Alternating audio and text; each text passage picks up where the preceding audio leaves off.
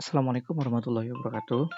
Terima kasih teman-teman yang udah menyempatkan waktunya untuk nonton video ini.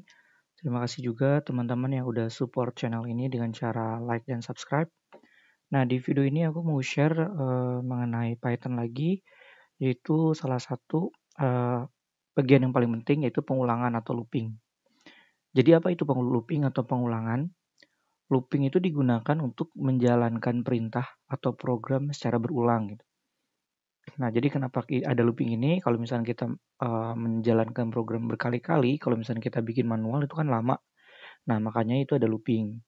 Nah, looping itu sendiri dibagi menjadi 2, yaitu for loop dan while loop. Untuk for loop itu sendiri, perbedaannya dia menjalankan pengulangan dengan jumlah tertentu. Jadi kita udah menentukan dia mengulang berapa kali. Sementara while loop itu sendiri, dia menjalankan pengulangan selama syarat terpenuhi. Jadi kita nggak tahu dia mau mengulang itu berapa kali. Nah, langsung aja biar jelas. Ini kita coba for loop. Misal kita terdapat array nama siswa. Saya ada array nama siswa. Nama siswanya Ujang, Ucup, Asep, dan Usep. Nah, misal kita ingin mencetak semua anggota secara manual. Kalau secara manual kita harus ngeklik ini. Ngetik print nama siswa 0, nama siswa 1, 2, dan 3. Kayak gitu. Nah, ini kan akan text time ya untuk ngetik satu-satu.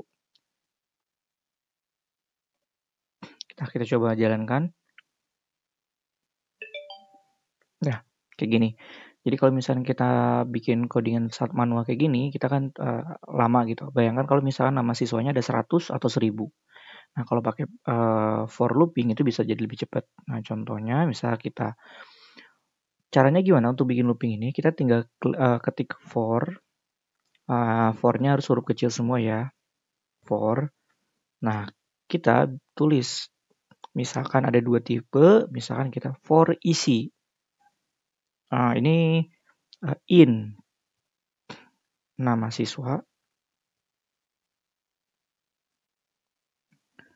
print isi. Kayak gini. Ini yang pertama. Jadi kita membuat variabel baru namanya isi, di mana isi itu adalah anggota dari siswa, karena in siswa kan. Nah, kita bisa ganti ini sesuka kita, bisa ganti jadi elemen, atau bisa kita ganti jadi data, atau bisa kita jadi anggota, itu terserah kita gitu. Misalnya kayak gini.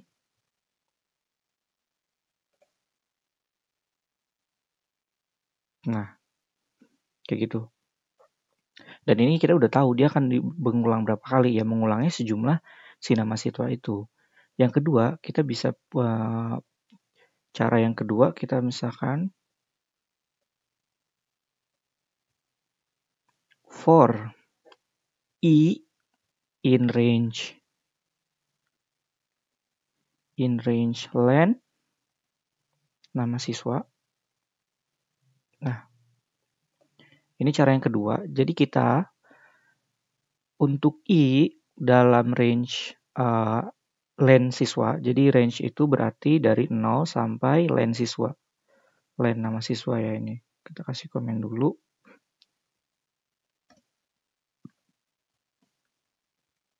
Len nama siswa kan berarti jumlah ini ya. Jadi dia akan mengulang untuk i-nya sama dengan 0 sampai dengan i sama dengan berapa ini? 3 gitu. Dia akan mengulang. Contohnya print nama siswa i. Jadi si ini akan berubah gitu. Dimulai dari i sama dengan 0. Kalau ini sebenarnya ada angka 0 cuman nggak tertulis. Jadi kalau kita klik range, otomatis dia range-nya dari 0 sampai len itu sendiri. Nah, untuk i in range, jadi i-nya akan dari 0, maka akan print nama siswa 0. Diulangi kembali, i-nya sama dengan 1, print nama siswa 1, dan seterusnya. Jadi ini untuk for loop menggunakan i. Nah, i ini bisa kita ganti juga.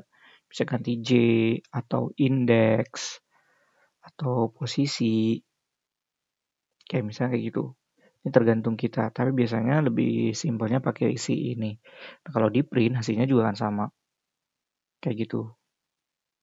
Biar lebih terlihat, kita coba ini print posisi.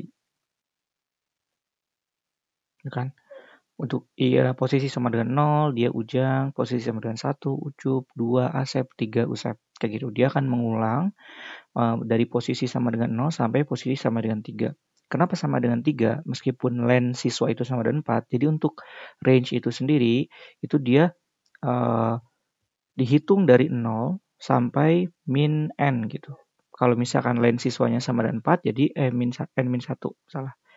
Jadi kalau misalkan siswa sama dengan 4, berarti dimulai dari 0, misal len siswa ya, len nama siswa sama dengan 4, berarti dimulai dari 0 sampai 4 min 1, atau sama dengan 3 gitu. Kayak gitu.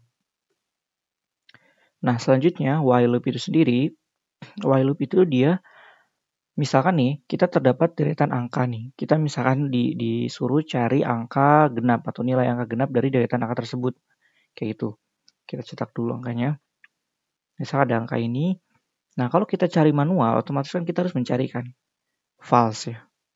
False ya ini salah, ini juga salah gitu.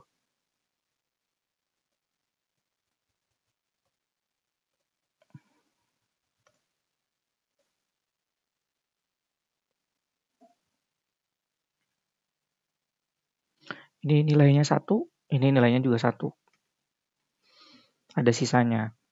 Nah, bagaimana kita mencarinya biar nggak manual kayak gini?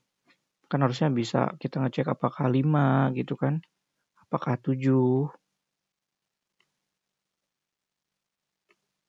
Salah juga. Nah, while loop itu kita bisa nyari dia untuk menemukan nilai angka genap itu dengan cara sintaksnya itu kita klik while, huruf kecil semua, terus kita tulis kondisinya. Kondisinya ini dalam kurung, misalkan angka, kita pakai i juga, while angka i, kita tulis dulu di sini i sama dengan 0, karena kita mulai dari 0. While angka i persen 2 lebih dari 0. Jadi dia akan terus mencari gitu ya. Kalau misalkan dia perbandingannya nilai pembagian 2-nya tidak sama dengan 0, dia akan terus mencari gitu. I sama dengan I plus 1, jadi nanti I-nya ditambah. I plus 1, terus angka genap sama dengan angka I. Kayak gini. Terus nanti di akhir kita print genap.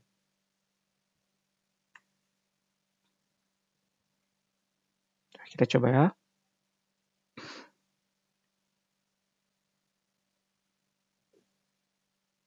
Ya, dia menemukan angka genapnya sama dengan 6. Biar kita tahu print genap dan print I. Nah, angka genapnya sama dengan 6, indeksnya atau posisinya posisi ke-15 atau posisi 16. Ya, berarti dia ini.